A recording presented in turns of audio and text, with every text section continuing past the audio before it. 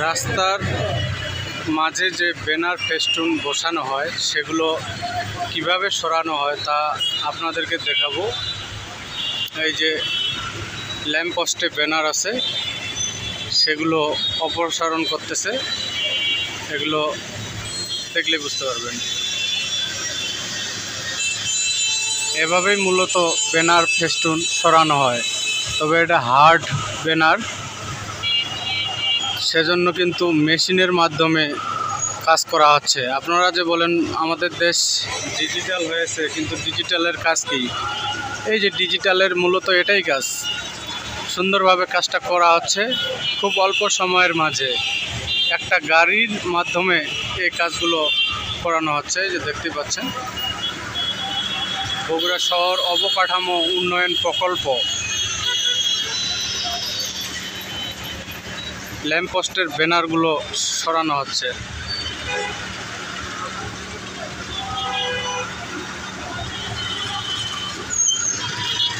সন্ধ্যা নেমে যাচ্ছে, আজান হচ্ছে।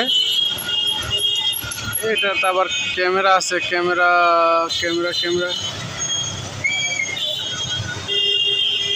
ক্যামেরাটা মনে হয় নষ্ট হয়ে যেতে পারে নাকি, দেখা যাক কাজটা নিখুঁতভাবে করতে পারে কিনা।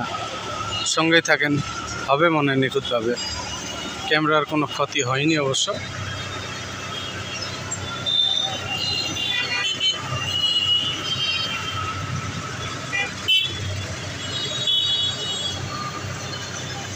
এভাবেই মূলত রাস্তার ব্যানার ফেস্টুন সরানো হয়। আসি বগুড়া জেলার পিটিআই মোড়, তাতে হলো বগুড়া শহরের বাইপাস দুটি রাস্তা, মিনি রাস্তা যেটা,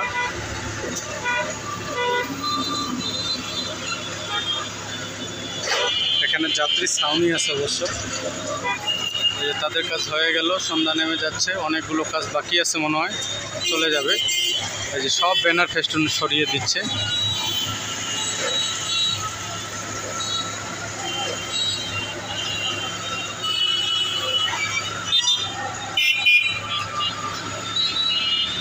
ভালো থাকবেন সবাই। এভাবেই রাস্তার ব্যানার ফেস্টুন সরানো হয়, তবে তারা ত্রিপল লাইনের ব্যানারটা সরায়নি। এই যে দেখতে পাচ্ছেন, এটা মানুষের যে কোনো বিপদে খুব জরুরি কল নাম্বার, যেটা জনসাধারণের জন্য খুবই গুরুত্বপূর্ণ ভূমিকা পালন করে। সেজন্য কিন্তু 999 নম্বরের ব্যানারটি সরায়নি তারা, তাছাড়া সব ব্যানার সরিয়ে দিয়েছে। এটাই মূলত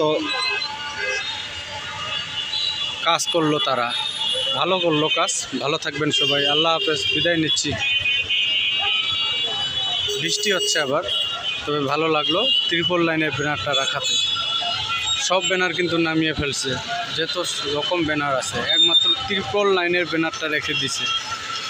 পিটিআই মোড় থেকে বিদায় নিচ্ছি। এই যে সামনে আরও কাজ করতেছে ওরা